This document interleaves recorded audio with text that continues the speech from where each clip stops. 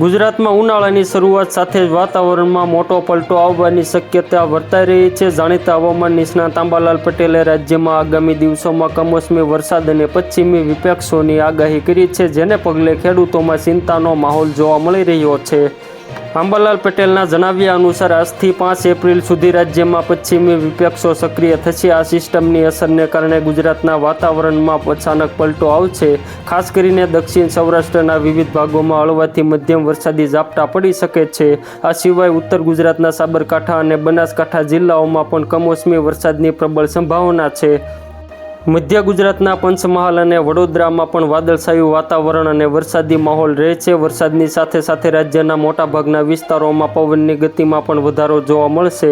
ધૂળની ડમરીઓ અને તેજ પવનને કારણે સામાન્ય જનજીવન પ્રભાવિત થઈ શકે છે। જો કે આ વરસાદી માહોલ બાદ ગરમીનો પ્રકોપ પણ વધવાનો છે।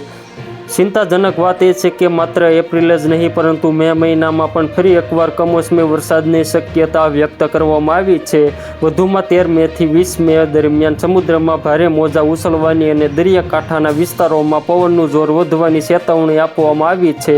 તો મિત્રો, હાલ માટે એટલું જ। ફરી મળીએ નવી અપડેટ અને નવા સમાચાર સાથે। તે પહેલાં ખાસ કરીને વિડીયોને એક લાઇક અને RTV ગુજરાતી ન્યૂઝ યુટ્યુબ ચેનલને ખાસ કરીને સબસ્ક્રાઈબ કરવાનું ભૂલતા નહીં મિત્રો।